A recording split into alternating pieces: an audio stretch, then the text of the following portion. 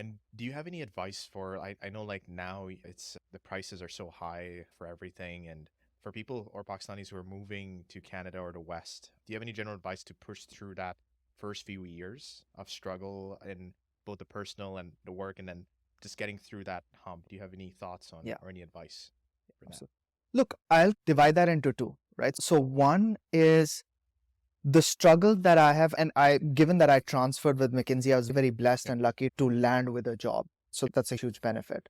But the reason why I'll separate your question out into two is there is the struggle that I've seen a lot of my friends go through in just getting a job in Canada.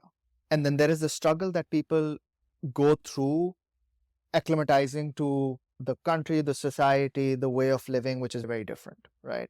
Yep. So from a job or professional aspect, in case you're coming in trying to land a job in Canada, I think the first thing that you need to do is be very comfortable putting yourself out there. A lot of people feel discouraged when they hear that, look, the Canadian market values Canadian experience. It is true, but I don't think that's the be all end all, right? It's not as if that you don't have Canadian experience, you're not going to be able to land a job. There is such an high influx of immigration that has happened over the past few years that, and a lot of people are working and doing just fine, right? The reason why I say you have to put yourself out there is because you need to be very comfortable reaching out to people, pushing for coffee chats, pushing for conversations, trying to figure out what common connection you may have for them, whether it could be someone who you went to university with, someone who you're connected with through another colleague of yours, or just generally works in the industry or space that you're involved with in Pakistan or wherever you're coming from, right? So you should be able to be very comfortable reaching out. So that's number one. You should be equally comfortable or okay for that person to not respond and you to get like a hit rate of 10 to 20%, because that's normal as well. And then once you do form that connection, you should be absolutely comfortable and confident talking about your experience and talking about what you've done, right?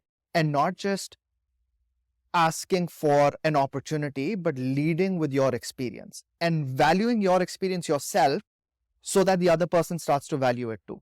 So I think that's the one advice that I would give people. And then on the personal front, look, it is going to be tough, right? The Yep. first few years, whether it's coping with the harsh winters, whether it's trying to figure out how to live in a small apartment that you might not be used to, because if you're living in Toronto, the apartments can be tiny or you're not getting as much bang for your buck and so on and so forth, right? You just need to ride the wave. Yep. Focus on the positives. Yes, there is a struggle, but there is also that Canada offers you a great opportunity to travel to North America as well, to broader North America. It gives you an Yep. opportunity to do a lot of, especially in Toronto, there's so much to do in good weather outdoors and enjoy that family time. There are cottages that you can go to every few months, so on and so forth. So there's a lot to do as long as you're focusing on that. But yes, the reality is that's going to be tough for the first few years. You just need to mentally brace for it and ride the wave with it.